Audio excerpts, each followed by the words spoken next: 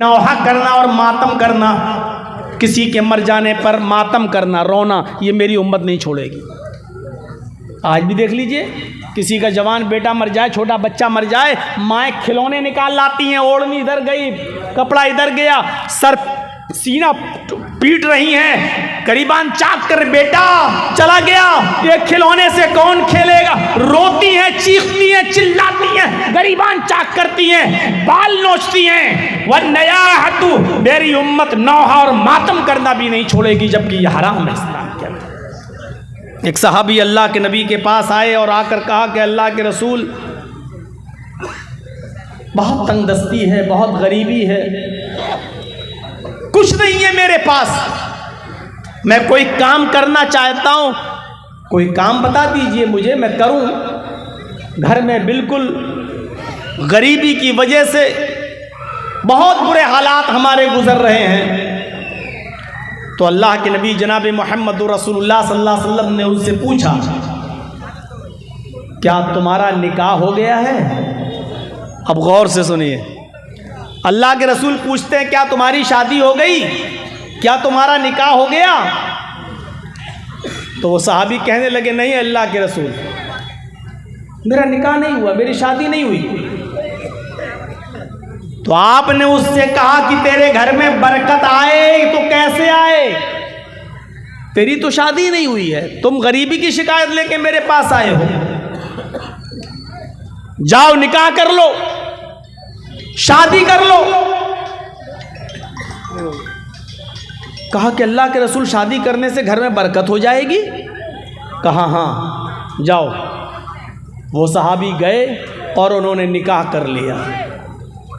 अब गौर से सुनिएगा, जब निकाह कर लिया तो 1 हफ्ते के बाद आए, 15 दिन के बाद आए, 15 दिन के बाद कहा अल्लाह के रसूल निकाह कर लिया है। आपने कहा कुछ हालात सुधरे? अल्लाह के रसूल और बुरे हालात हो गए। आपने निकाह करा दिया, हम फंस गए। अरे अभी कम से कम आज़ाद थे, थोड़ा बहुत तो जो मिलता था खा लेते थे, अब तो शादीशुदा हूँ, जो मुझे मिलता था वो बीवी को खिला देता हूँ, और मैं तो कुछ नहीं मिल रहा मुझे, अब तो बीवी की भी जिम्मेदारी हो गई है, और हालात वैसे के वैसे। अब कोई काम बताइए अल्लाह के रसूल, अब तो शादीशुदा हो गया हूँ, बड़ी तंगदस्ती है मेरे घर में। अल्लाह के नबी ने थोड़ी देर सोचा, और सोचने के बाद आपने उनसे फरमाया, ऐ नौजवान, एक काम करो, तुम एक निकाह और कर लो। कहा अल्लाह के रसूल, आप क्या कह रहे हैं? एक शादी कर ली मैंने, अंजाम देख लिया, अब आप कह रहे हैं एक और कर लो? आपने कहा नहीं नहीं नहीं, ज़रूर कुछ दाल में काला, पता नहीं खैर बरकत कैसे नहीं हो रही। शादी के बाद तो बीवी खैर बरकत लेके आती है, एक औरत खैर बरकत के दरवाजे खोल देती है, फिर क्या बात है तुम्हारे घर में बरकत नहीं? नहीं, तुम एक और शादी कर। ठीक है, आप कह रहे हैं तो आपकी बात गलत थोड़ी होगी, मैं कर लेता हूँ एक और शादी। इमाम अहमद अपनी मुस्नद में नकल करते हैं, उस सहाबी ने एक और निकाह कर लिया। अब 1 हफ्ते के बाद ही चले आए, 2 बीवी के मालिक बन गए। 1 हफ्ते के बाद फिर चले आए। अल्लाह के नबी ने पूछा, कहो क्या हाल है? सर नीचे कर लिया। आपने कहा कोई बरकत नहीं हुई? कहा अल्लाह के रसूल, आप बरकत की बात कर रहे हैं, यहाँ हरकत बंद होने वाली है दिल की, अटैक ना पड़ जाए मुझे, मामला बड़ा गंभीर हो गया, अब तो 2-2 बीवी की जिम्मेदारी है, पहले से कुछ नहीं था और आपने एक और शादी करा दी। अल्लाह के रसूल, जब घर पे आता हूँ तो बीवियों की सुनना पड़ता है, और बाहर जाता हूँ तो कोई काम नहीं मिलता, मुझे कोई काम बताइए, वरना ये दोनों बीवियाँ मेरी खबर ले लेंगी। अब मुझे काम बताइए, आप ही ने कराया है दोनों शादी, अब आप ही रास्ता निकालिए। आपने थोड़ी देर सोचा, और थोड़ी देर ठहरने के बाद, सोचने के बाद कहा, नौजवान, मेरा मशवरा है कि तुम एक शादी और कर लो, अब तो आपे से बाहर। अल्लाह के नबी, आपके कहने से 2 कर चुका हूं और आप एक और? अब नहीं। नबी अकरम ने कहा कि अब मैं तुमसे चौथी के लिए नहीं कहूंगा, जाओ, ये मेरा वादा है। लेकिन एक और कर लो, पता नहीं तुम्हारे यहाँ क्यों खैर बरकत नहीं हो रही है, इंशाअल्लाह ज़रूर होगी। उसने कहा ठीक है, मर तो वैसे ही रहा हूँ। अब आप कह रहे हैं चौथी के लिए नहीं कहूँगा, तो चौथी में बिल्कुल नहीं करूँगा, आपने कहा मत करना, लेकिन तीसरी तो करो जाके। उसने तीसरी शादी भी कर ली, और तीसरी शादी करने के बाद अब 1 महीने के बाद आया। अल्लाह के नबी ने कहा क्या हाल है? पहली शादी की तो 15 दिन के बाद आए, दूसरी शादी की तो हफ्ते भर बाद चले आए, तीसरी शादी की तो अब 1 महीने के बाद, क्या हाल है? अल्लाह के रसूल अल्हम्दुलिल्लाह बड़ा अच्छा हाल है, बहुत अच्छी गुजर रही है, खैर बरकत का। अल्लाह के रसूल बरकत ही बरकत। वो कैसे? कहा अल्लाह के नबी तीसरी बीवी जो मेरे घर में आई वो एक हुनर जानती है, वो खजूर के पत्तों से चटाई बनाना जानती है, खजूर के पत्तों को बुनकर चटाई बनाती है, और वो एक चटाई रोज बना लेती है, 1 दिरहम की इनकम हो जाती है, पूरा घर खाता है। मेरी तीसरी बीवी ने पहली बीवी को भी सिखा दिया और दूसरी बीवी को भी सिखा दिया। अब तीनों मिलके काम कर रही हैं, हमें रोजाना 3 दिरहम की इनकम हो रही है, 1 खर्च होता 2 बचाता हूँ। अल्लाह के नबी ने फरमाया और तुम क्या कर रहे हो? आप क्या करते हो? कहा अल्लाह के रसूल अब मैं क्या करूँगा, बीवियाँ कमा तो रही हैं, माशाअल्लाह सब कुछ ठीक है, मैं तो खाली बैठा रहता हूँ। आपने कहा कि तुम्हारी बीवी जो काम जानती है, काम तुम भी सीख लो, 1 दिरहम की और मजीद इनकम होगी, और अगर कोई बीवी तलाक ले ले या छोड़ के चली जाए तो कम से कम तुम अपना पेट खुद तो पाल सकते हो, ये हुनर तुम्हें मालूम होगा, तो भीख तो नहीं मांगोगे, दर दर की ठोकरें तो नहीं खाओगे, तुम ये हुनर खुद भी तो सीख लोगे, अपना पेट खुद भी तो पाल लोगे, जाओ ये काम तुम भी सीख लो। तो पूरा वाकया बताने का मकसद ये था कि शादी करने के बाद इंसान की फकीरी और गरीबी और तंगदस्ती मिट जाती है। हमारे मुआशरे और समाज में शादी के बाद गरीबी आ जाए तो ये जरूर कमी है, या तो हमने जहेज की डिमांड की है, या हमने शादियों में खुराफातें मचाई हैं, या हमने तरीक़े रसूल को छोड़कर और शरीयत मोहम्मदी से इन्हिराफ करके हमने शादी की है, इसलिए आज हमारे घर में खैर बरकत नहीं हो रही है। इन यकूनु फुक़रा युग़निहिमुल्लाहु मिन फ़ज़ली, अगर वो फ़कीर होंगे तो अल्लाह उनको अपने फजल से गनी कर देगा, अल्लाह उनको अपने फजल से अमीर कर देगा, अल्लाह उनको अपने फजल से नवाज देगा। ये बताया है कुरान ने। होटल खाली पड़ा हुआ है, जिनको खाने की जरूरत है खाने के लिए जा सकते हैं। होटल खाली हो गया, 2 कुंटल मीट बचा हुआ है, इसलिए आप जरूर जाए। कुछ सस्ता करेंगे तब ना जाएगा आदमी, रात के 2 बजे कुछ घटाइए तब आदमी जाएगा वहाँ। तो मेरे भाइयों, शादियों के बाद तो खैरो बरकत होती है, लेकिन यहां हम देख रहे हैं कि हमारे पास यही शिकायत है, आदमी कमाता नहीं है, हमारी बेटी रहे तो कैसे, कितनी शिकायतें। हम लोगों से पूछो मेरे भाइयों, कितनी पंचायतों में जाना पड़ता है, कितने मामलों में बैठना पड़ता है। मियाँ बीवी के आपस में ताल्लुकात ख़राब हैं तो वहाँ पंचायतों में जाना पड़ता है और मामलों को हल कराना पड़ता है। यही शिकायतें सुनने में मिलती हैं, ये शराब पीता है, कमाता नहीं है, डांटता है, कुछ काम नहीं करता है, ये नहीं करता है, और हम लोग बीच बचाव कराने के लिए घर बन जाए गृहस्थी टूटे नहीं, यही मामले हल करते रहे।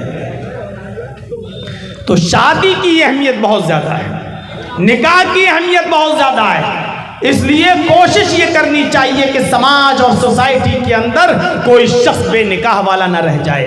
समाज को कोशिश करना चाहिए, 25 साल 26 साल 28 साल उम्र हो रही है, अभी तक शादी नहीं कर रहा, पूरे गांव वालों को इसकी फिक्र होनी चाहिए कि इस लड़के से खतरा है, समाज के लड़कियों को, सोसाइटी में रहने वाली बच्चियों को, और जो लड़की 20, 22, 25 साल की हो चुकी है, शादी नहीं हो रही है, गांव वालों को सोचना चाहिए कि इस लड़की से भी फितना है, इसलिए जहां तक हो सके लड़के और लड़कियों का जल्दी से निकाह करवाया जाए और पूरा समाज इस कार्य खैर में, इस नेक काम में जुट जाए। जहां तक हो सके लड़कों के लिए लड़कियों का, और लड़कियां जो जवान हो चुकी हैं उनके लिए लड़कों का इंतजाम किया जाए और उनका निकाह कराया जाए। समाज में जितने लोगों का निकाह हो जाएगा और जितनी जल्दी निकाह में हम करेंगे, हमारा समाज, हमारी सोसाइटी उतनी ज्यादा पाक रहेगी और उतनी ज्यादा मुतहर रहेगी और पाक और साफ रहेगी। समाज को पाक और साफ रखने के लिए जरूरी है कि नौजवान लड़के और लड़कियों की शादी कराई जाए। अल्लाह के नबी जनाब मोहम्मद रसूलुल्लाह सल्लल्लाहु अलैहि वसल्लम ने फरमाया,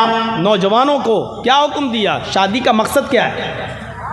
या माशर शबाबी मन इस्तता मिनकुमुल बाह फल्यतज़व्वज फ़इन्नहु अग़द्दु लिलबसर व अहसनु लिलफरज। क्या प्यारी बात कही अल्लाह के रसूल ने। यही मुआशरे की पाकी और सफाई है। आए नौजवानों, या माशर शबाब, आए जवानों, आए नौजवानों की जमात, मन इस्तता मिनकुमुल बाह, अगर तुम्हारे अंदर ताकत है बीवी को खिलाने की, पिलाने की, पहनाने की, और बीमार हो जाए तो इलाज कराने की, और उसका पर्सनल जो हक है बीवी का उसको अदा करने की, अगर ये ताकत है तुम्हारे पास तो शादी कर लो। देखिए निकाह में क्या चीज बताई जा रही है, ये ताकत होनी चाहिए। बस खिलाने की, पिलाने की, बीमार हो जाए तो इलाज की, कपड़ा देने की, और उसका जो पर्सनल हक है बीवी का उसको अदा करने की। ये नहीं कहा इतना सोना हो, इतनी चांदी हो, इतने जेवरात हो, इतने कपड़े हो तब जाकर निकाह होगा, ये नहीं कहा, बल्कि जो चीज जरूरी है वो बताई। अलबाअत के अंदर ये चीजें शामिल हैं, कितनी? खिलाना, पिलाना, बीमार हो तो इलाज कराना, और कपड़ा देना, और उसका पर्सनल हक। अगर ये तुम अदा कर सकते हो फल्यतज़व्वज, तो तुम निकाह कर लो। और उसके बाद निकाह का फायदा बता दिया। निकाह क्यों किया जाता है, उसकी वजह क्या है? फ़इन्नहु अग़द्दु लिलबसर व अहसनु लिलफरज। निकाह करने के बाद इंसान की निगाहें झुक जाती हैं। अग़द्दु लिलबसर, शादी से इंसान की निगाहें, निकाह करने वाले की निगाहें झुक जाती हैं। मतलब समझ रहे हो उसका? इसका मतलब यह है कि जब वो शादी कर लेता है तो दूसरों की माँ, बहन और बेटियों पर गलत नजर नहीं डालता। शादियां करने से निगाहें झुक जाती हैं। कितना साफ सुथरा और मुहज्जब जुमला इस्तेमाल किया अल्लाह के रसूल ने। निकाह करने से, शादी करने से निगाहें झुक जाती हैं।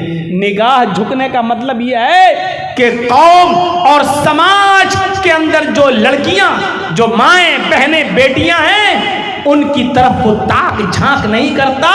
फ़इन्नहु अग़द्दु लिलबसर, शादी करने के बाद निगाहें झुक जाती हैं, दूसरों की माँ, बहन, बेटियां उसके शर से महफूज हो जाती हैं।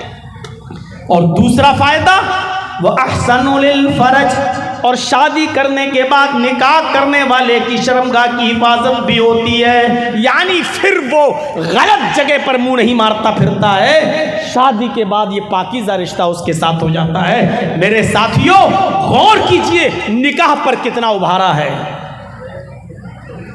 अभी आएंगी बातें आगे कि निकाह में क्या होना चाहिए और निकाह में कितनी सादगी होनी चाहिए और निकाह के अंदर ज़रूरी चीज़ें क्या क्या हैं। और हमारे समाज में 25 साल से ज़्यादा का अरसा हो चुका है मेरे भाइयों तक़रीरें करते हुए, और पूरे बिहार में यही वो जगह है, यही वो जगह है जहाँ जरजीत साहब की सबसे पहली तकरीर पूरे बिहार में कहीं हुई थी तो यही हुई थी तीतवारी में, जब मौलाना तौहीद साहब ने हमको यहाँ बुलाया था। वो वक्त भी था। सोचिए कि उस दौर से लेकर अब तक कितना साल का अरसा गुजर चुका है, और पूछा जाए तो इतने सालों के अरसे में हमारे दरमियान चेंजिंग क्या आई है, हमारे दरमियान तब्दीली क्या आई है। न जहेज में कमी आई, न शादियों में सादगी आई, बल्कि उस जमाने में उस जमाने के हिसाब से जहेज लिया और दिया जाता था, और आज के ज़माने में उस जहेज में इजाफा और हो गया है। उस ज़माने में साइकिल की डिमांड ज़्यादा थी, आज के ज़माने में मोटरसाइकिल की डिमांड, यानी बढ़ा है, घटा नहीं है। हमारे हर समाज और सोसाइटी में इस बात पर गौर होना चाहिए। क्या चीजें देखना चाहिए लड़की के अंदर और क्या चीजें देखना चाहिए लड़के के अंदर। आइए दो हदीसें आपके सामने पढ़ता हूं। पहले लड़की के अंदर क्या देखा जाए, और दूसरी हदीस लड़के के अंदर क्या देखा जाए। हदीस आपके सामने रखता हूं। तो उनका हुलमरातुल अरबाइन लिमालिहा वलिहस्बिहा वलिजमालिहा वलिदीनिहा फस्फर बिजातिद्दीन।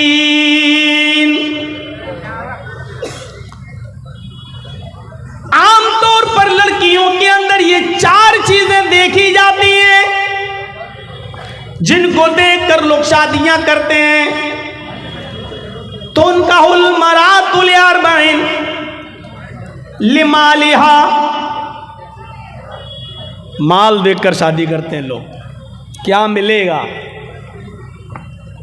और सबसे पहले माल का ही जिक्र हुआ, क्योंकि आज सबसे पहले यही चीज देखी जा रही है, मिलेगा क्या। और एक मिसाल देता हूं मैं, अक्सर थोड़ी सख्त है लेकिन देना पड़ता है। जैसे कुत्ते की नजर हड्डी पर होती है, ऐसे ही कुछ लड़के के माँ बाप की नजर लड़की के बाप के माल पर होती है। आदमी जितना ज्यादा बूढ़ा होता जाता है, जितना ज्यादा मौत की तरफ जाता है, लालच भी उसके अंदर बढ़ती जाती है। यह हराम बनो आदम यशब्बु मिन्हु हुस्नतान। आदमी बूढ़ा होता जाता है लेकिन दो चीजें उसकी जवान होती जाती हैं, दो चीजें उसकी जवान होती जाती हैं, अल हिर्सु अलल माल वल हिर्सु अलल उम्र। उसकी उम्र बढ़ जाए ये उसको लालच बढ़ता रहता है, और 2-4 साल जी लूं। अल हिर्सु अलल माल, माल आ जाए मेरे पास, ये भी तो उसकी ख्वाहिश बढ़ती रहती है। तो ये पहली चीज बताइए। लड़कियों के अंदर आमतौर पर लड़की वाले में 4 चीजें देखी जाती हैं। पहली चीज बताई लिमालिहा, कुछ लोग होते हैं जो उसका माल देखकर शादी करते हैं, हमें क्या मिल जाएगा, जैसे कुत्ते की नजर हड्डी पर लगी हुई। वलिहस्बिहा, दूसरी चीज हस्ब व नसब देखी जाती है, कोई हैसियत नहीं इसकी। दूसरी चीज हस्ब व नसब, मैं खान हूं, लड़की भी खान है कि नहीं। मैं आला खानदान का हूं, लड़की भी आला खानदान की है या नहीं। मेरा स्टेटस ये है, लड़की भी इस स्टेटस की है कि नहीं। मैं इतना पढ़ा लिखा हूं, लड़की भी इतनी पढ़ी लिखी है या नहीं। मेरा घर 5 मंजिल है, लड़की का घर भी इतना है कि नहीं। हस्बो नसब। और अल्लाह के नबी ने फरमाया,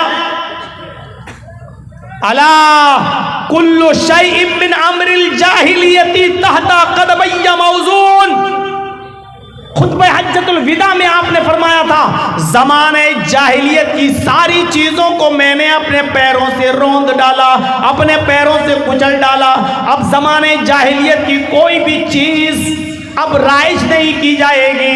लेकिन अल्लाह के नबी ने यह भी फरमाया, अरबउन फी उम्मती मिन अमरिल जाहिलियती ला यतरुकुनहुन्ना। 4 चीजें मेरी उम्मत के अंदर ऐसी हैं जो जमाने जाहिलियत से आई हुई हैं, लेकिन मेरी उम्मत उनको नहीं छोड़ेगी। है तो वो गंदी, है तो वो बुरी चीज, लेकिन मेरी उम्मत उन्हें नहीं छोड़ेगी। 4 चीजों की तरफ इशारा फरमाया था, अरबाउन फी उम्मती मिन अम्रिल जाहिलिया। 4 ऐसी चीजें हैं जो जमाने जाहिलियत की हैं, जो जाहिलियत के जमाने से चली आ रही हैं। मैंने उनको अपने पैरों से रौंद तो डाला, लेकिन मेरी उम्मत उनको छोड़ेगी नहीं, मेरी उम्मत उनको तर्क नहीं करेगी। यानी कयामत तक मेरी उम्मत के अंदर वो 4 चीजें पाई जाएंगी, लेकिन ये मैंने अपने पैरों से रौंद दी हैं। आपने फरमाया अल फख्रु फिल अहसाब, पहली चीज हसब में फख्र करेगा। अल फख्रु फिल अहसाब व तानु फिल अंसाब वल इस्तिस्काउ बिन नुजूम व नयाहतु। ये 4 चीजें बताई जो जमाने जाहिलियत से चली आ रही हैं और मेरी उम्मत में भी चली आएंगी, इनको कभी नहीं छोड़ेगी मेरी उम्मत। उनमें पहली चीज हस्ब व नसब। हसब, मैं खान हूँ, मैं पठान हूँ, मैं तुर्क हूँ, मैं अंसारी हूँ, मैं तेली हूँ, मैं ये हूँ, मैं वो हूँ, मैं ऊंची कौम का हूँ, मैं ऊंची कास्ट का हूँ। ये चीज कभी मेरी कौम नहीं छोड़ेगी, मेरी उम्मत नहीं छोड़ेगी, जबकि इसकी कोई हैसियत नहीं है। अला बित्तक़वा, अल्लाह के यहाँ सिर्फ तकवा देखा जाएगा, कौम नहीं, नसब नहीं, हसब नहीं। और दूसरी चीज जो मेरी उम्मत नहीं छोड़ेगी वह तानो फिल अंसाब, नसब के अंदर ताना देना। अच्छा वो, अरे मैं उसके साथ शादी करूंगा, अरे नहीं नहीं, अरे वो तो फकीर बिरादरी का है, अरे वो तो मियाँ बिरादरी का है, अरे वो तो गिरी हुई कौम का है, अरे वो तो लो कास्ट का है, मेरी तो नाक कट जाएगी इतने बुरे खानदान में। वो नसब में ताना देगा, दूसरी चीज। और तीसरी चीज वल इस्तिस्काउ बिन नुजूम, मेरी उम्मत सितारों को देखकर बारिश हासिल करेगी। यानी सितारा देखे, कहीं ये सितारा निकला है, इसका मतलब बारिश होगी, सितारों से बारिश हासिल करेगी। ये तीसरी चीज भी मेरी उम्मत में नहीं छूटेगी। तो वल हस्ब, 4 चीजें देखकर शादी करते हैं लोग लड़की के अंदर। लिमालिहा, पहली चीज क्या देखी जाती है? माल। दूसरी चीज क्या देखी जाती है? हसब व नसब। वल हस्बिहा, हस्ब व नसब। और तीसरी चीज लड़की की क्या देखी जाती है? वली जमालिहा, खूबसूरती। खूबसूरत कितनी है, खूबसूरती देखकर शादी करते हैं। 3 चीजें।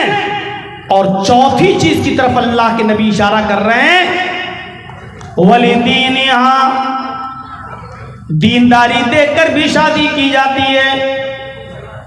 4 चीजें बताने के बाद आपने फरमाया फज़फर बिज़ातिद्दीन, ओ लोगो दीनदारी को तरजीह दो, ओ लोगो दीनदार लड़की को अव्वलियत दो, फौकियत दो, उसी को दर्जा दो। यानी ये 3 चीजें मत देखो। हाँ, किसी में चारों चीजें पाई जाए तो बहुत अच्छी बात है, लेकिन तरजीह किसको दो?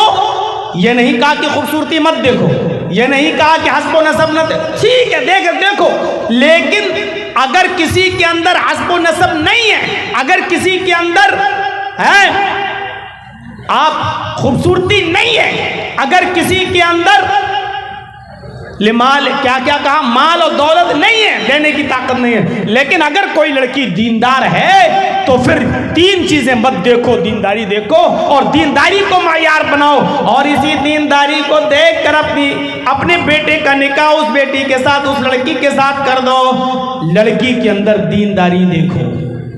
फज़फर बिज़ातिद्दीन, दीन को तरजीह दो। हजरत उमर फारूक का वो मशहूर वाक़या आपको मालूम होगा।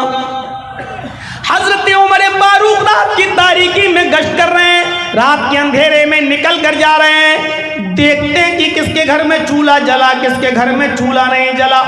हजरत उमर फारूक रात में एक घर के पास से गुजरे जहां एक बूढ़ी औरत की आवाज आ रही थी, और वो बूढ़ी औरत जोर जोर से कह रही थी अपनी बेटी से कि बेटी उठो, बेटी उठो, अंधेरा है, इस अंधेरे का फायदा उठाओ।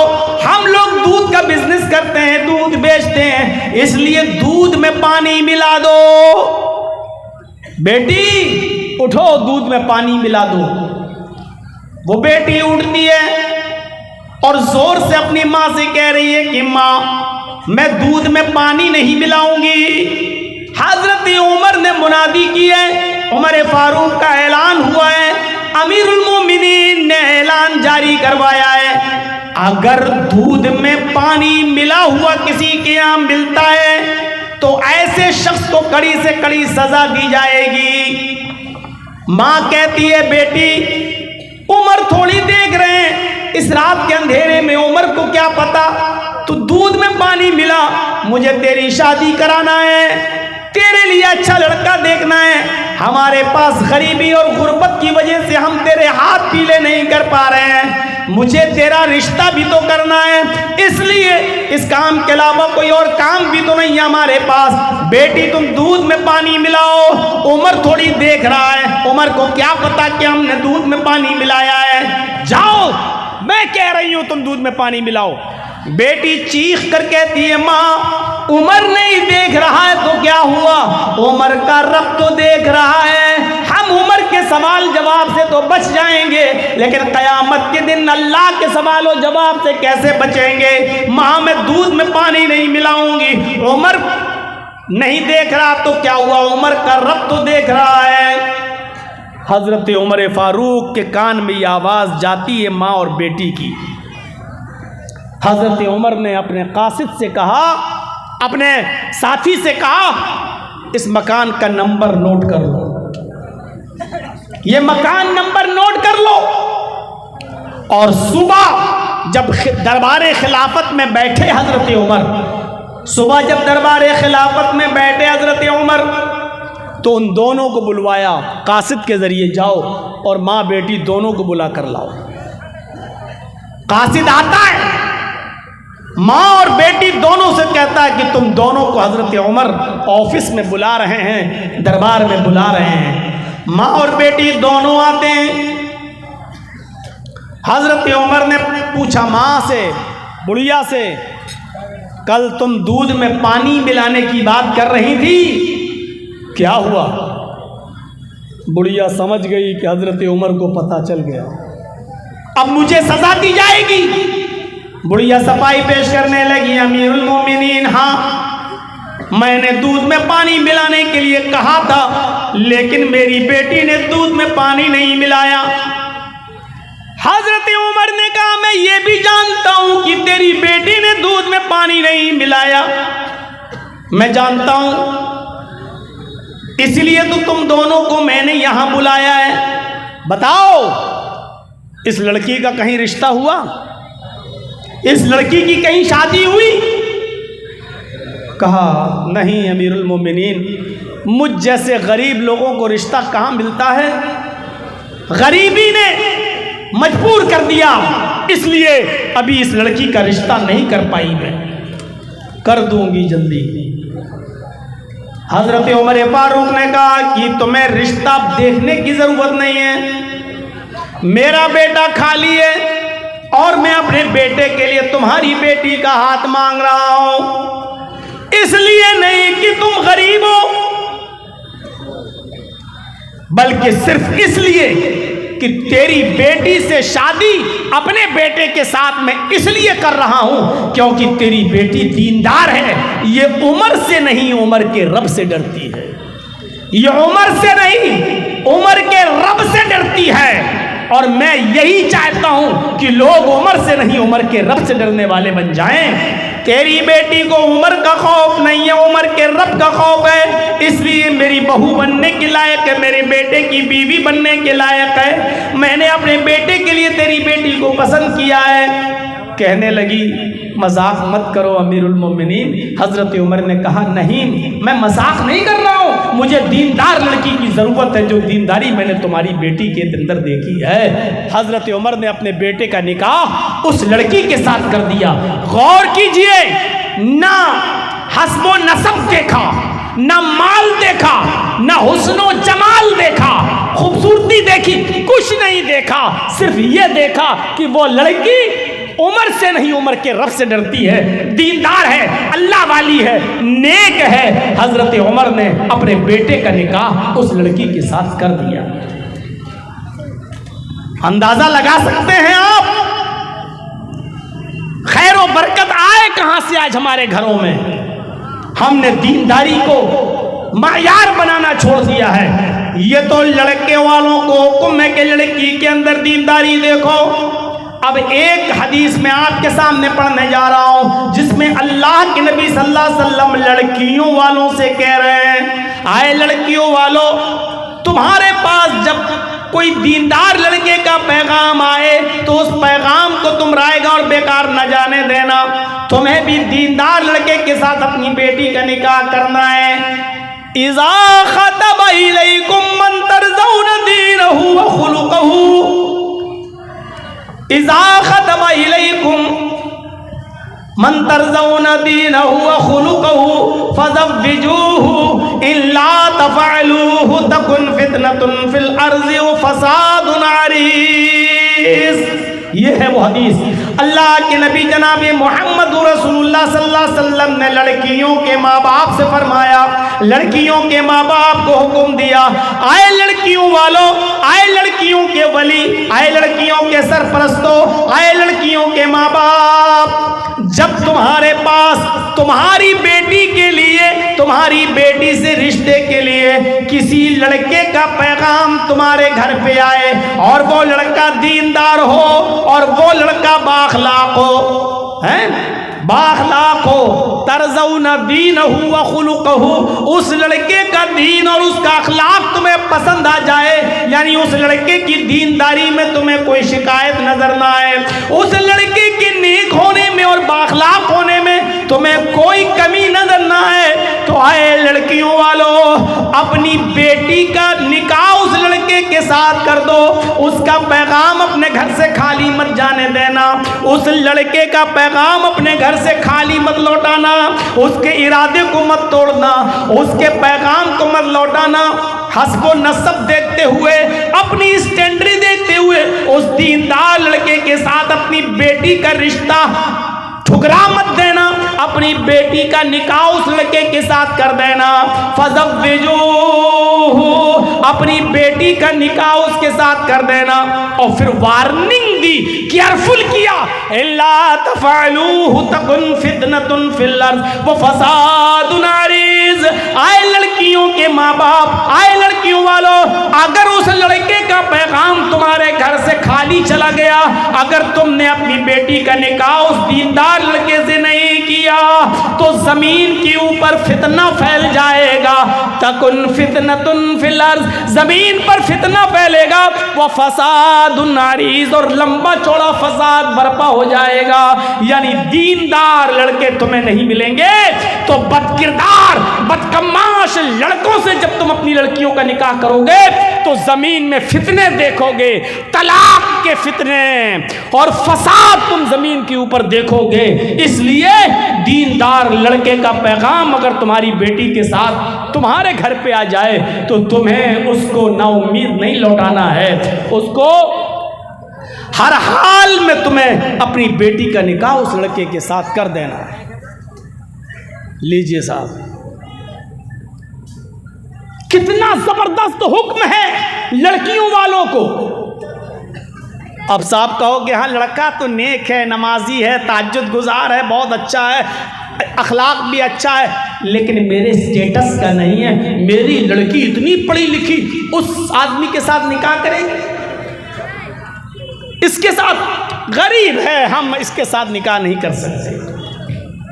अगर उस लड़के की दीनदारी तुम्हारी समझ में आ रही है, अगर उस लड़के का अखलाक तुम्हारी समझ में आ रहा है, तो उसका पैगाम लौटाने का कोई हक नहीं है। इल्ला तफ़अलूहु तकुन फितनतुन फिल अर्ज़, अगर तुमने ऐसा न किया और पैगाम लौटा दिया, अपनी बेटी का निकाह उसके साथ नहीं किया, तो जमीन में फितना फैल जाएगा, वो फसादुन अरीज़, और लंबा चौड़ा फसाद बर्पा।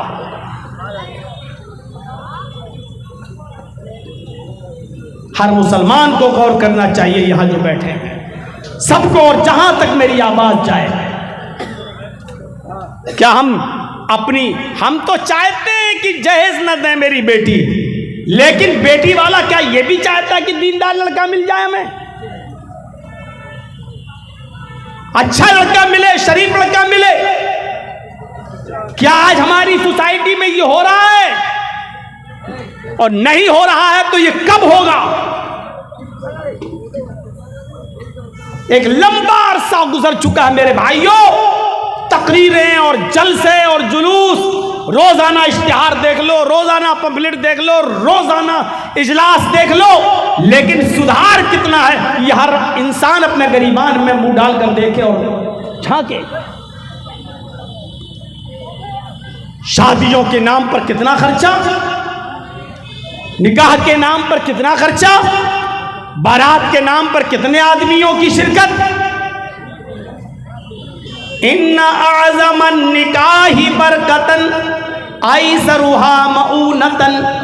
अल्लाह के नबी सल्लल्लाहु अलैहि वसल्लम फरमाते हैं कि सबसे ज्यादा बाबरकत निकाह तो वो होता है, इन्ना आज़मन निकाही बरकतन, बरकत के एतबार से सबसे अच्छा निकाह और सबसे बड़ा निकाह तो वो है, सबसे ज्यादा बाबरकत निकाह तो वो है आइसरुहा मऊनतन, जिसके अंदर खर्चा सबसे ज्यादा कम हो, जिसके अंदर खर्च सबसे ज्यादा कम हो, वो सबसे बड़ा बाबरकत निकाह माना जाता है, सबसे अच्छा निकाह माना जाता है शरीयत के अंदर। लेकिन आज हमारे समाज और सोसाइटी में ये देखा जाता है कि उसने अपनी बेटी की शादी में कितना खर्च किया, उसने अपने बेटे की शादी में कितना खर्च किया।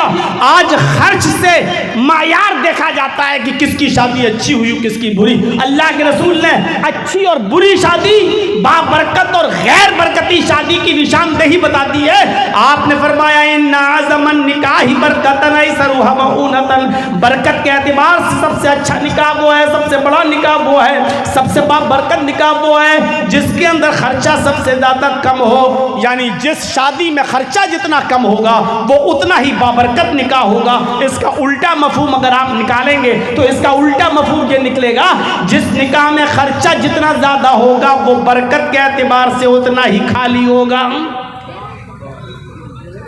जिस निकाह में जितना ज्यादा खर्चा होगा बरकत के एतबार से वो इतना कमजोर होगा वो निकाह। फजूल खर्ची हमारे समाज को खा गई, हमारे समाज को चाट गई, हमें तहस नहस कर दिया। अरे फजूल खर्ची तो अच्छे कामों में भी जायज नहीं है, तो खुराफात वाले कामों में कहां से जायज हो जाएगी। फजूल खर्ची तो अच्छे कामों में जायज नहीं है, इसराफ हद से ज्यादा गुजरना तो अच्छे कामों में भी जायज नहीं है। अगर कोई आदमी ये चाहे कि हम रात भर नमाज पढ़ें और कभी ना सोएं और रोजाना हम हर रात नमाज पढ़ेंगे, नमाज पढ़ना अच्छी इबादत है, नफिल पढ़ना अच्छा काम है, लेकिन अगर कोई शख्स ये कहे कि हम रात भर रोजाना पढ़ेंगे और कभी नहीं सोएंगे तो यही चीज गलत हो जाएगी और यही चीज नाजायज हो जाएगी। आपको मालूम होना चाहिए हजरत काब इब्न मालिक रज़ी अल्लाह ताला अन्हु की जब तौबा कबूल होती है, वो जो ग़ज़वे तबूक में शामिल नहीं हो सके थे किसी वजह से, सुस्ती की वजह से नहीं जा सके, हैं? अंदाजा लगा सकते हैं आप काब इब्न मालिक, अल्लाह के रसूल सल्लल्लाहु अलैहि वसल्लम को हुक्म होता है काब इब्न मालिक का बाइकाट करो, उनका बाइकाट कर दिया जाता है। 2 महीने तक उनका बाइकाट रहता, 50 दिन तक उनका बाइकाट रहता है। फिर एक दौर आता है कि मस्जिद से भी उनको हुक्म दिया जाता है कि आप मस्जिद में भी नहीं आएंगे।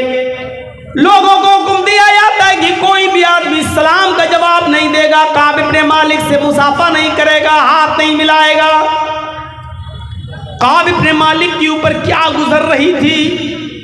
फिर एक दिन आता है इन 50 दिनों में कि काब इब्न मालिक को हुक्म होता है कि अपनी बीवी से अलग हो जाओ। कहने लगे अल्लाह के नबी क्या मैं अपनी बीवी को तलाक दे दूं? फरमाया नहीं, तलाक मत दो, बस अपनी बीवी से खिदमत ना लो, अपनी बीवी को से अलग रहो। न पानी मंगवा सकते हो, न खाना अपने पास मंगवा सकते हो, आप अपनी बीवी से भी बात नहीं कर सकते हो। उन्होंने अपनी बीवी को अपने मायके भेज दिया। 50 दिन इन हालत में गुजरता है। हजरत काब इब्न मालिक कहते हैं कि मेरे लिए ये 50 दिन इतनी मुश्किल से गुजरे कि मैं सोचता था जमीन फट जाए, मैं इसके अंदर धंस जाऊं, मैं जिंदा क्यों। कभी कभी मैं किसी से सलाम करता था तो कोई मेरे सलाम का जवाब भी नहीं देता था, क्योंकि अल्लाह के नबी सल्लल्लाहु अलैहि वसल्लम ने लोगों को मना कर दिया था 50 दिन के बाद उनकी तौबा कबूल होती है। और अल्लाह ताला ने वही नाजिल की, अल्लाह के नबी को बता दिया कि अल्लाह ने काब इब्ने मालिक की तौबा को कबूल कर लिया। अब उनको मस्जिद में बुलाइए और आप भी उनसे मुसाफा कीजिए, उनसे मुआनका कीजिए और लोगों को भी उनसे मिलने दीजिए। अल्लाह ताला ने उनकी इस गलती को माफ़ कर दिया। जो ग़ज़वे तबूक में वो नहीं जा सके थे, अल्लाह ने उनके इस गलती को माफ़ कर दिया। आप भी माफ़ कर दीजिए।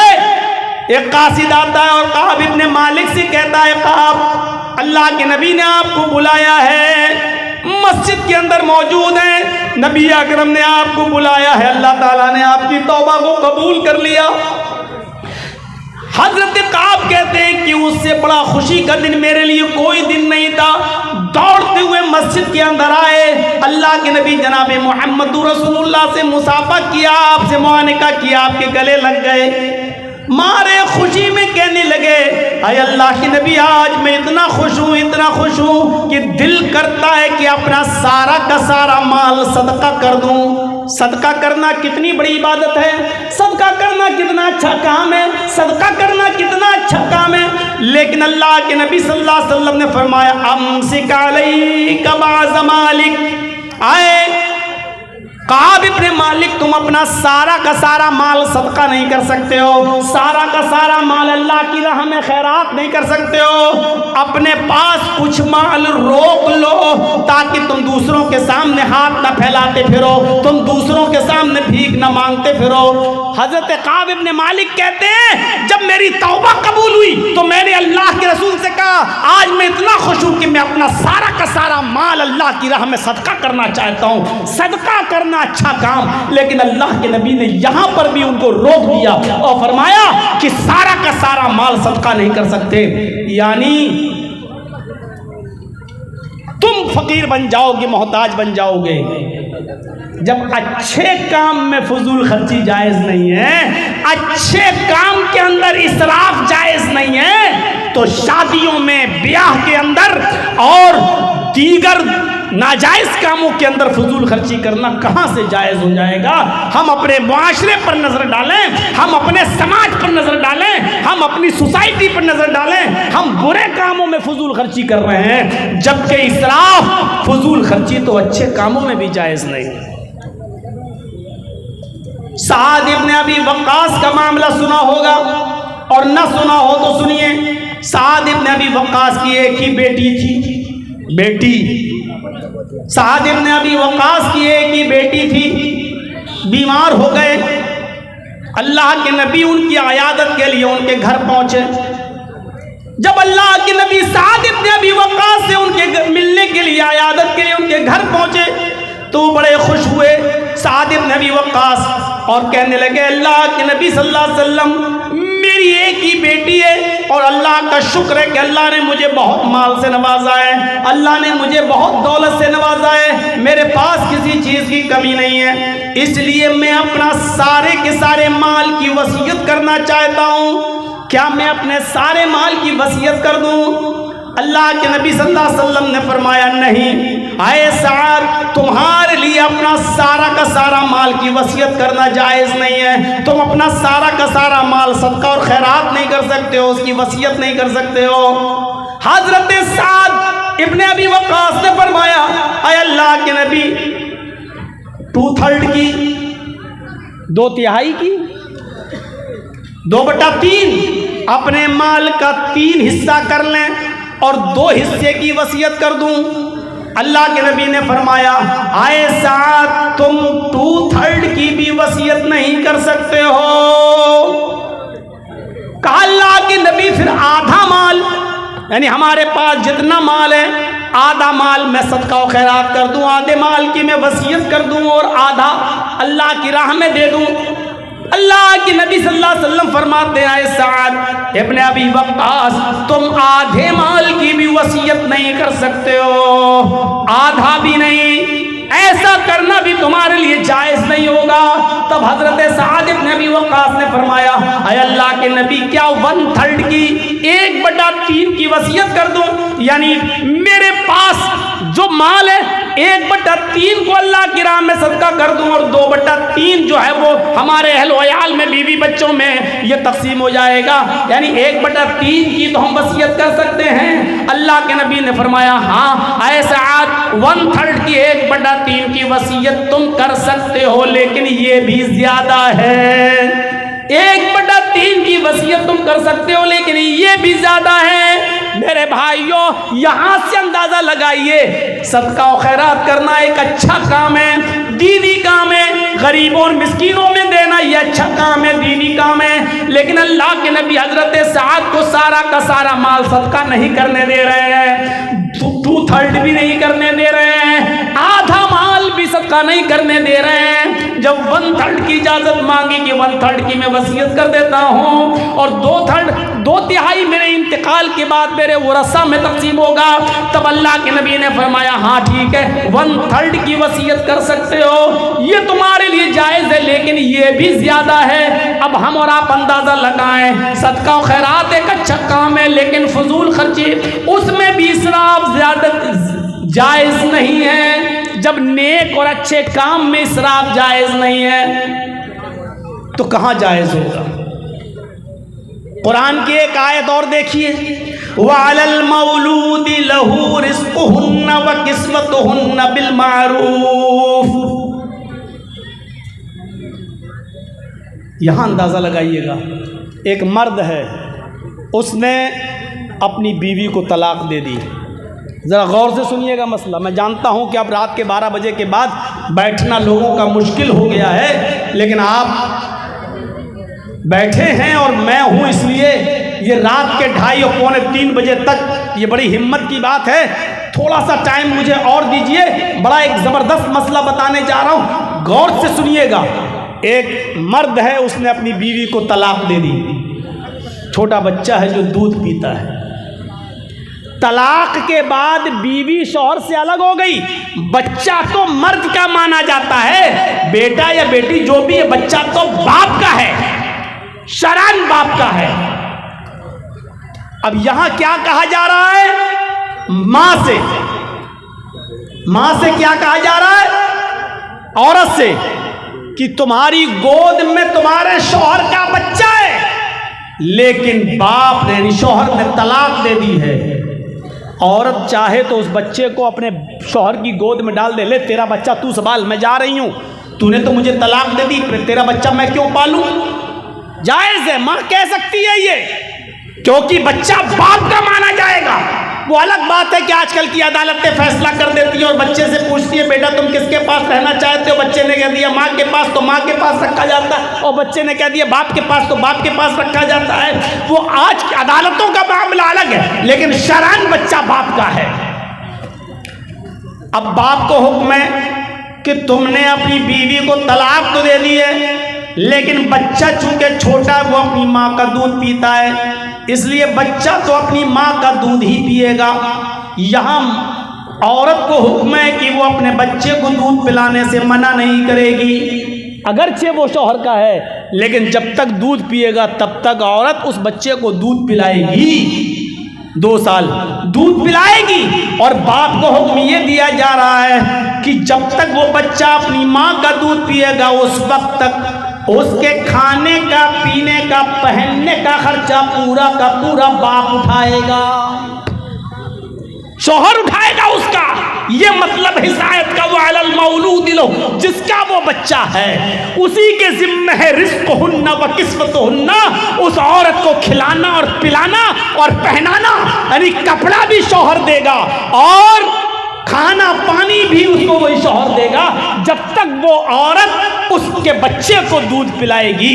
लेकिन ये खाना पीना और खर्चा कितना देगा शौहर, बिल मारूफ। समाज में जो चलन है, समाज में जो दस्तूर है वो खर्चा देगा। अगर समाज में दाल चावल खाया जाता है तो दाल चावल खिलाएगा, ये नहीं कि दाल चावल चलता है और औरत कहेगी तेरे बच्चे को दूध पिला रही ना, बिरयानी दे हमें पूरे 2 साल तक, हम कोरमा खाएंगे 2 साल तक, हम नहीं। गौर कीजिए, इधर भी इसराफ और फजूल खर्ची से मना कर रहा है इस्लाम। क्या कह रहा है? रिज़्क़ुहुन्ना व किस्वतुहुन्ना बिल मारूफ। कपड़ा भी पहनाओगे तुम, लेकिन जो समाज में चलता होगा। अगर 500 रुपए की साड़ी चलती है तो 500 रुपए की साड़ी तुम्हें देना है। अगर 500 रुपए का कपड़ा चलता है तो 500 रुपए का कपड़ा तुम्हें लेके देना है। समाज में जिस चीज़ का चलन है उसके हिसाब से। ये नहीं कि वो 50,000 का सूट मांगेगी तो 50,000 का सूट लाकर आप दोगे, नहीं। तो यहाँ पर भी इसराफ से मना किया है। मेरे भाइयों, जब फजूल खर्ची दीन के काम में जायज़ नहीं है तो नाजायज़ कामों में और गैर शरई कामों में कहाँ से जायज़ हो जाएगी फजूल खर्ची। तो इसलिए शादी और ब्याह के अंदर फजूल खर्ची से हमें अपने मुआशरे को पाक करना है, अपने मुआशरे को साफ करना है। फजूल खर्ची से हमें अपने आप को बचाना है। ज़रा देखिए आज क्या कितनी फजूल खर्चियाँ हैं। अल्लाह के नबी जनाब मोहम्मद रसूलुल्लाह सल्लल्लाहु अलैहि वसल्लम के पास एक औरत आती है। बुखारी शरीफ की रिवायत, बड़ा दिलचस्प वाकया, 50 बार आपने सुना होगा, ना सुना हो तो जहन नशीन करिए। एक औरत अल्लाह के नबी सल्लल्लाहु अलैहि वसल्लम के पास आती है और कहती है कि अल्लाह के रसूल, मैं अपने आप को आपको हिबा कर रही हूँ, मैं अपने आप को आपको सौंप रही हूँ, आप मेरे साथ निकाह कर लीजिए। अल्लाह के नबी खामोश रहे। उसने दोबारा कहा, अल्लाह के रसूल, मैं आपसे निकाह करना चाहती हूँ। अल्लाह के नबी फिर खामोश रहे। उसने तीसरी मर्तबा कहा, अल्लाह के नबी, मैं आपके साथ निकाह करना चाहती हूँ। अल्लाह के नबी जनाब मोहम्मद रसूलुल्लाह तीसरी मर्तबा भी खामोश रहे। एक सहाबी वहीं बैठे हुए थे। वो सहाबी ने जब देखा कि ये बार बार कह रही है और अल्लाह के नबी खामोश हैं, तो सहाबी बोल पड़े कि अल्लाह के रसूल, ये औरत बार बार आपसे निकाह के लिए कह रही है कि मैं शादी करना चाहती हूँ, लेकिन आप खामोश हैं, आप बोल नहीं रहे हैं। अगर आपको करना है तो हाँ कहिए, और नहीं करना है तो मेरे साथ करा दीजिए शादी। ओफो, क्या मंजर होगा जिस वक्त की साहबी कह रहे हैं कि अल्लाह के नबी, आप अगर नहीं करना चाहते तो मेरे साथ कर दीजिए। औरत वहीं बैठी है और वो साहबी कह रहे हैं, अल्लाह के रसूल, अगर आप नहीं कर सकते तो मेरे साथ कर दीजिए। अल्लाह के नबी फरमाते हैं, देखो मैं तो नहीं कर सकता, अब मैं नहीं करूँगा शादी, अब निकाह की मेरे अंदर गुंजाइश नहीं, लेकिन हाँ अगर तुम करना चाहते हो तो बताओ। का अल्लाह के रसूल, अगर आप नहीं कर रहे तो मेरे साथ कर दीजिए, इसकी करवा दीजिए शादी। अब आपने उस औरत से पूछा, आए खातून, मैं तो निकाह नहीं कर सकता, लेकिन ये मर्द, ये साहबी तुमसे निकाह करना चाहते हैं, तुम यहीं बैठी हुई हो, तुम दोनों एक दूसरे को एक नजर देख भी रहे हो, लिहाजा तुम अगर इससे करना चाहो तो कर लो, मैं तो नहीं कर सकता। उस औरत का जवाब सुनिए। उस औरत ने कहा कि अल्लाह के नबी, आई तो थी मैं आपके लिए निकाह की गर्ज से, निकाह के मकसद से, लेकिन अगर आप नहीं करना चाहते हैं तो मेरा निकाह इसके साथ कर दीजिए, मैं करने को तैयार हूँ, मैं ज़रूरतमंद हूँ। अय अल्लाह के रसूल, मुझे घर बसाना है, मेरे माँ बाप नहीं है, इसलिए मुझे किसी की बीवी बनना है, मुझे अपना घर बसाना है। आप नहीं कर रहे हैं तो इसके साथ मेरा निकाह करा दीजिए। जब उस औरत की इजाज़त हो गई तो अल्लाह के नबी जनाब मोहम्मद रसूलुल्लाह सल्लल्लाहु अलैहि वसल्लम ने उस साहबी से कहा, चलो ठीक है, ये औरत तुम्हारे साथ निकाह करने के लिए तैयार है, इसको दोगे क्या, मेहर क्या दोगे इसको? भाई औरत है, निकाह होगा, मेहर दोगे, क्या दोगे? कहने लगा अल्लाह के नबी, मेहर में देने के लिए तो मेरे पास कोई चीज़ नहीं। हदीस के अल्फाज है, मा इंदी शैउन, अल्लाह के नबी मेरे पास कोई चीज़ नहीं है देने के लिए। अल्लाह के नबी ने फरमाया, घर जाओ, कुछ तलाश करो, कुछ मिल जाए तो लेकर आओ। वो सहाबी घर जाते हैं, तलाश करते हैं, लेकिन उनको अपने घर में भी कुछ नहीं मिला। आते हैं और कहते हैं कि माँ वजदतु शैअन, अल्लाह के रसूल, मुझे अपने घर में कुछ नहीं मिला, मेरे पास कुछ नहीं है इसको देने के लिए। घर में कुछ नहीं और शादी करना चाह रहे हैं। हम और आप ये तसव्वुर कर सकते हैं, कुछ ना हो और शादी का ख्याल। अल्लाह के नबी ने दोबारा भेजा, जाओ दोबारा जाओ, कहा अल्लाह के रसूल जब मैं घर में देख के आया हूँ कुछ नहीं है तो दोबारा क्यों भेज रहे हैं? आपने कहा इल्तमिस खातमम मिनल हदीद, लोहे की अंगूठी मिल जाए तो वही ले आओ, वही दे दो इसको मेहर में। अरे कुछ तो दोगे। वो सहाबी गए और दोबारा अपने घर जाने के बाद लोहे की अंगूठी को तलाश करते हैं, लेकिन उनके पास इतना भी नहीं कि लोहे की अंगूठी मिल जाए। वो आते हैं और कहते हैं माँ वजदतु खातमम मिनल हदीद, आय अल्लाह के रसूल लोहे की अंगूठी भी मुझे नहीं मिली, मैं लोहे की अंगूठी भी नहीं दे सकता, मेरे पास देने के लिए लोहे की अंगूठी भी नहीं है। अल्लाह के नबी सोच में पड़ गए, कहने लगे तुम्हारे पास कुछ भी नहीं है, लोहे की अंगूठी तक नहीं दे सकते हो, बताओ फिर सही मेहर में दोगे क्या? कुछ भी नहीं है तुम्हारे पास। कहने लगा अल्लाह के रसूल एक चीज़ है मेरे पास, अगर वो मेहर देने में काम आ जाए तो मैं तैयार हूँ। आपने कहा क्या? अब उसने जो चीज़ बताई उसको सोच के आप दंग रह जाएंगे। इंदी इज़ारुन, अल्लाह के रसूल मेरे पास एक लुंगी है, एक लुंगी है, जब मैं सोता हूँ तो उस लुंगी को पहन लेता हूँ, जब मैं सोता हूँ तो उस लुंगी को बांध लेता हूँ। यानी नई लुंगी नहीं है, पुरानी लुंगी है, सोते वक्त मैं पहन लेता हूँ।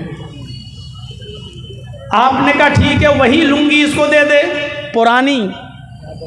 कहा अल्लाह के रसूल इसको अगर दे दूंगा तो मैं क्या पहनूंगा? अगर वो लुंगी मैंने इसको दे दी तो मैं क्या पहनूंगा? एक काम करते हैं, उस लुंगी के 2 टुकड़े कर देते हैं, बीच से फाड़ देते हैं, आधी लुंगी इसको दे देता हूं और आधा मैं रख लेता हूं। आपने कहा आधी लुंगी में उसका क्या होगा? और आधी लुंगी का तेरे भी कोई काम की नहीं रहेगी। उसने कहा अल्लाह के रसूल कोई काम की नहीं रहेगी, लेकिन कहीं बिछा कर बैठने के काम तो आ जाएगी। मैं कहीं बिछा लूंगा, बैठ तो जाऊंगा, सस्ता तो लूंगा, पहनने के लायक ना रहेगी तो क्या हुआ, कहीं बिछा कर बैठने के काम में तो आ जाएगी, लेकिन मैं पूरी लुंगी नहीं दे सकता, आधी दूंगा। अल्लाह के नबी कहते हैं फिर तू ही रख ले। आधी जब उसके किसी काम की नहीं है और आधी तेरे भी किसी काम की नहीं है, देना हो तो पूरी लुंगी दो। कहने लगा पूरी तो नहीं दे सकता। गौर करो, एक पुरानी लुंगी भी नहीं है उसके पास देने के लिए, और शादी करा अल्लाह के रसूल मेरी कर दीजिए, इसके साथ मेरी करा दीजिए। अब अल्लाह के नबी ने सहाबी से पूछा कि अच्छा ये बताओ कुरान कितना याद है? अब उसने गिनाना शुरू कर दिया। अय अल्लाह के रसूल मुझे सूरे मुल्क याद,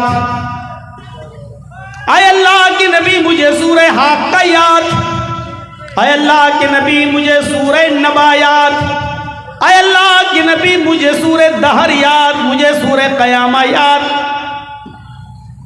एक एक करके सूरतें गिनाने लगा। अल्लाह के नबी ने कहा क्या तुम्हें इतनी सूरतें याद हैं? कहा हाँ अल्लाह के रसूल मुझे ये सूरतें याद हैं। आपने फरमाया क्या ये सूरतें तू अपनी होने वाली बीवी को याद करा देगा? क्या यही सूरतें तू इस औरत को जो तेरी बीवी बनने जा रही है क्या तू उसको याद करा देगा? कहने लगा हाँ। आपने उस औरत से पूछा क्या खातून तेरे होने वाले शौहर के पास माल देने को कुछ नहीं है, लेकिन कुरान की इतनी सूरतें उसको याद हैं, अगर मैं उन्हीं सूरतों को मेहर बना दूं और तेरा शौहर तुझे ये सूरतें याद करा दे तो क्या तू इसी को मेहर मानने के लिए तैयार है? क्या इसी को तू कबूल करने के लिए तैयार है? क्या इसी को तू एक्सेप्ट करने के लिए तैयार है? उसने कहा अय अल्लाह के रसूल जिस औरत के निकाह में कुरान की ये सूरतें मेहर बन जाएं, जिस औरत के निकाह में कुरान की ये सूरतें मेहर बन जाएं, उससे ज्यादा पाकीज़ा निकाह, उससे ज्यादा बाबरकत निकाह किसका हो सकता है? मुझे मंजूर है अय अल्लाह के नबी मेरा निकाह इस मर्द के साथ कर दीजिए और ये मुझे कुरान की सूरतें याद करा दे, यही मेरा मेहर हो जाएगा। तब अल्लाह के नबी जनाब मोहम्मद रसूलुल्लाह ने उस आदमी का निकाह पढ़ाया, उस औरत के खुदा वली बन गए और उसका निकाह कराकर उस औरत को वहीं रुखसत कर दिया। ये सादगी है इस्लाम के अंदर, ये संजीदगी है इस्लाम के अंदर। न बारात का पता, न मेहंदी का पता, न उबटने का पता, न 400 और 500 आदमियों 200-300 आदमियों की बारात का ठिकाना मेरे भाइयों वहीं बैठे बैठे मामला हल हो गया और निकाह कर दिया गया और रुखसती भी हो गई। न लड़के को जहेज लेना पड़ा न लड़की को जहेज देना पड़ा। ये है इस्लाम की संजीदगी, ये है इस्लाम की सादगी। इसीलिए निकाह पर जोर दिया है इस्लाम ने कि गरीबी हाइल न हो और रुकावट न बने। किसी गरीब को भी ये कहने का मौका नहीं मिलना चाहिए कि गरीबी की वजह से मेरा निकाह नहीं हो रहा है। किसी गरीब लड़की को ये कहने का मौका न मिले कि मेरे माँ बाप के पास माल नहीं जिसकी वजह से हम शादी नहीं कर रहे हैं। गौर करो, इस लड़की का तो बाप नहीं है, इसकी माँ नहीं है, इसका भाई नहीं है, लेकिन फिर भी इसका निकाह हुआ और वली अल्लाह के रसूल बन गए, लेकिन निकाह हुआ। मेरे भाइयों, इस्लाम में हर लड़की को निकाह की इजाजत है। सिर्फ माल मत देखिए, दौलत मत देखिए। मुआशरे में शादी को इतना आसान करिए, निकाह को इतना आसान करिए कि कोई भी कुंवारा लड़का और कोई भी कुंवारी लड़की बाकी न रह जाए। यही समाज को पाक और साफ रखने का सबसे बेहतर तरीका है। उम्रें बढ़ाना, 30-30 साल की उम्र तक पहुंचकर शादियां न करना मेरे भाइयों मुआशरे को डेंजर पोजीशन में छोड़ने के मुतरादिफ है। यह याद रखना, समाज में जो लोग 28-30 साल के और शादियां नहीं हो रही हैं, बुरा मत मानिएगा। समाज के लोगों को खतरा महसूस होना चाहिए ऐसे लोगों से, और ऐसी लड़कियों से भी खतरा महसूस होना चाहिए जो 25-25, 30-30 साल की हो गई और अभी तक निकाह नहीं कर रहे हैं। इनकी जिम्मेदारी बनती है समाज के ऊपर और सोसाइटी के ऊपर कि वो निकाह कराएं। मेरे भाइयों, औरत की ख्वाहिश और औरत के अंदर मर्द की ख्वाहिश को रखा है खाने और पीने की तरह। जिस तरीके से अल्लाह ने आज़ाद नहीं छोड़ा कि तुम जो चाहो खाओ, नहीं, हलाल रिज़्क़ खाओ, मेहनत की कमाई से कमा कर खाओ, और हर चीज़ नहीं खाना है। जो चीज़ें हमने तुम्हारे लिए हलाल की हैं तुम्हें वो चीज़ें खाना है। इसी तरीके से अल्लाह रब्बुल आलमीन ने मर्द के लिए औरत को और औरत के लिए मर्द को पैदा किया। उसके लिए भी एक जायज़ रिश्ता रख दिया है कि निकाह के ज़रिए तुम इनको अपने ऊपर एक दूसरे को हलाल कर सकते हो। तो यहाँ पर भी अल्लाह रब्बुल आलमीन ने एक सिस्टम मुतय्यन किया है। जैसे हर चीज़ नहीं खा सकते हो, हर चीज़ नहीं पी सकते हो, ऐसे ही अपनी ज़रूरत दुनिया की हर औरत से पूरी नहीं कर सकते हो। जिस तरीके से खाने और पीने की चीज़ों में एक बाउंडेशन है, एक लिमिट है, उसी तरीके से अपनी जायज़ ख्वाहिशात को पूरा करने के लिए भी एक लिमिट मुतय्यन कर दी है। और निकाह का, शादी का एक बेहतरीन तरीक़ा नाफिज कर दिया है जिसके ज़रिए मर्द औरत से और औरत मर्द से अपनी ज़रूरत को पूरा कर सकती है। लेकिन शादी को इस्लाम ने इतना ज़रूरी बताया है और उसकी अहमियत पर लोगों को उभारा है। समाज और सोसाइटी के लोगों को इस बात की तरफ आमादा किया है कि अपने मुआशरे में, अपने समाज में किसी भी बेब्याहे को, किसी भी ऐसे शख्स को जिसका निकाह न हुआ हो, आप अपने मुआशरे और सोसाइटी में उसको मत रहने दो। ढूंढ ढूंढ कर, तलाश कर करके उनका निकाह कराओ, उनकी शादी कराओ। ये समाज की और सोसाइटी की जिम्मेदारी है। ये करिए की, बस्ती की, गांव की, शहर की और पूरे समाज की ये जिम्मेदारी है। क्योंकि बेब्याहा इंसान, बेनिकाह वाला इंसान जिसकी शादी नहीं हुई, चाहे वो मर्द हो या औरत, मुआशरे के अंदर, समाज के अंदर उसकी ज़ात से फितना फैल सकता है, फसाद बर्पा हो सकता है। इस बात की तरफ अल्लाह तबारक व तआला ने इशारा किया है।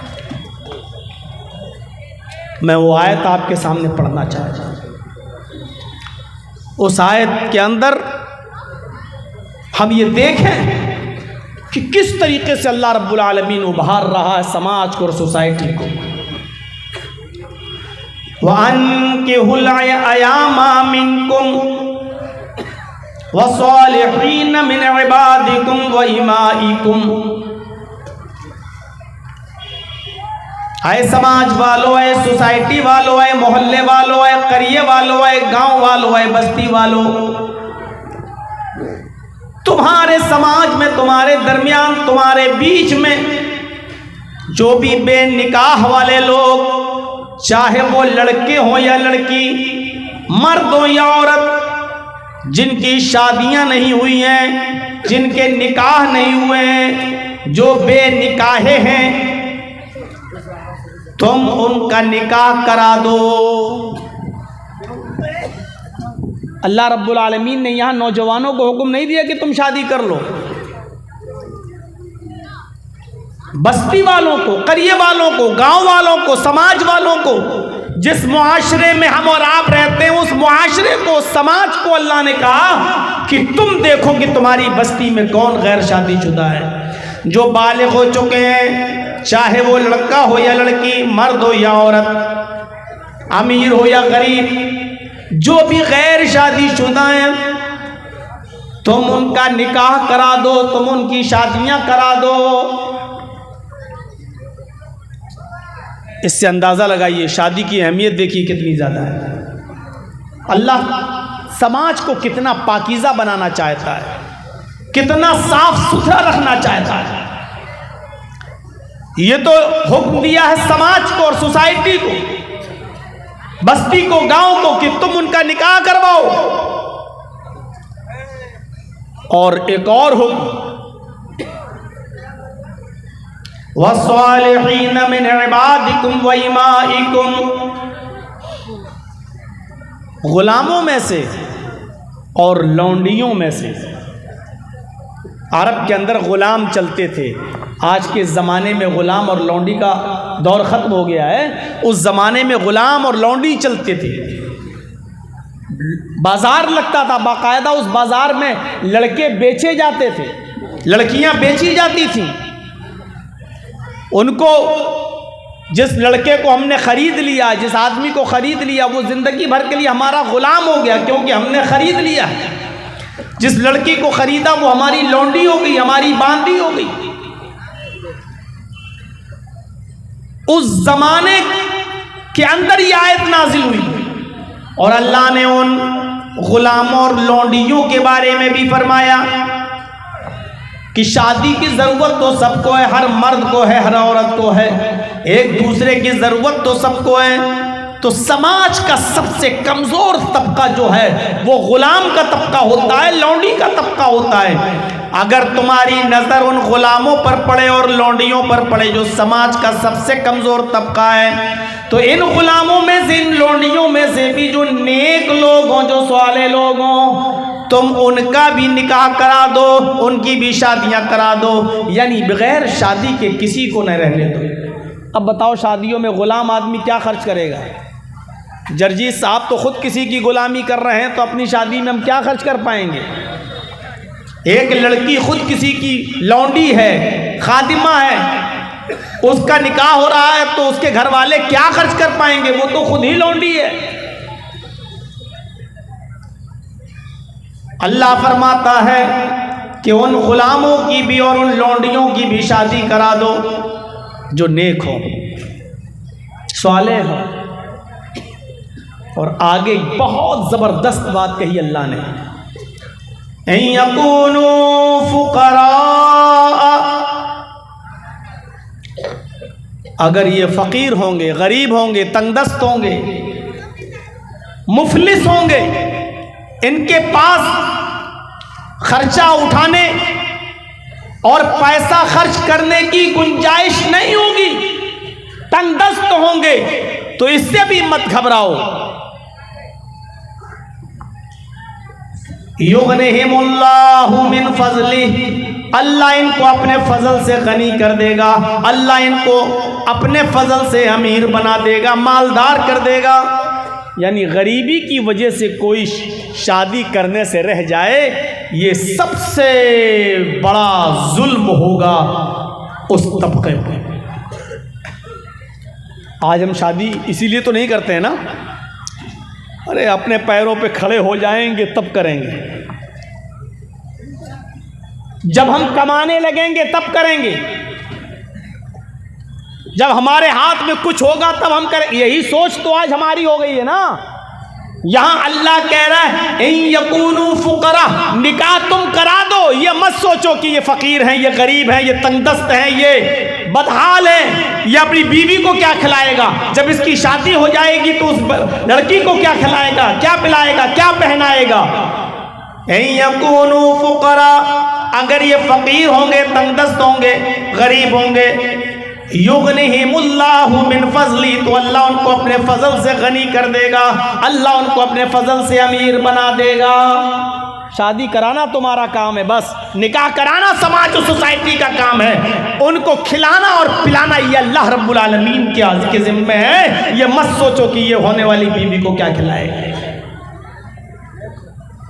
ये झमेले तो हमने पाले हैं कि इतना सोना होना चाहिए, इतना चांदी होना चाहिए, इतना जहेज होना चाहिए, इतना बैंक बैलेंस होना चाहिए। ये तो हमने और आपने ये झमेले पाले हैं, ये खुराफातें तो हमने और आपने अपने समाज में जन्म दिए, वरना शादी और निकाह के लिए तो ये झमेले नहीं होते। अगर ये गरीब होंगे, तंगदस्त होंगे, तो अल्लाह रब्बुल आलमीन अपने फजल से इनको गनी कर देगा। वल्लाहु वासिउन अलीम, अल्लाह बड़ी वुसअत वाला और बहुत जानने वाला है। वुसअत तो अल्लाह देता है, हमारे और आप की हालत नहीं है कि हम किसी को अमीर बना सकते हो, किसी को गरीब कर सकते हैं। अल्लाह वुसअत वाला है, अल्लाह गनी कर देगा अपने फजलो करम से। गरीबी किसी के निकाह में रुकावट न बने, ना लड़के के निकाह में, ना लड़की के निकाह में। कोई लड़की वाला ये ना सोचे कि हम अपनी बेटी को क्या देंगे, हमारी बेटी, हमारे पास तो कुछ नहीं, हमें बेटी के हाथ पीले करना है, कैसे जाएगी ये, हम कैसे इसका निकाह करेंगे।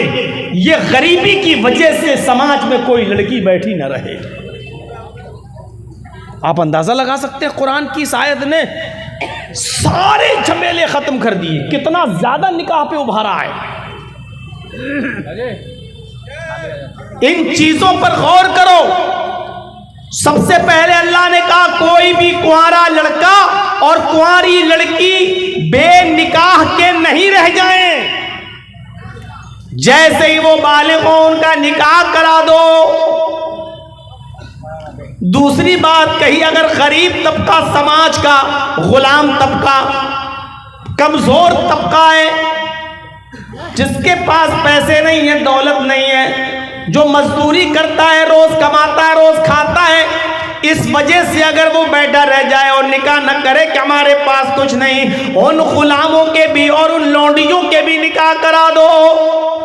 और उसके बाद फिर अल्लाह तबारक व तआला ने फरमाया है कि फकीरी रुकावट न बने, गरीबी रुकावट न बने, तुम निकाह करा दो, अल्लाह उनको अपने फजल से अमीर कर देगा, अल्लाह अपने फजल से उनको गनी कर देगा। मुस्नद अहमद की एक रिवायत है बड़ी दिलचस्प,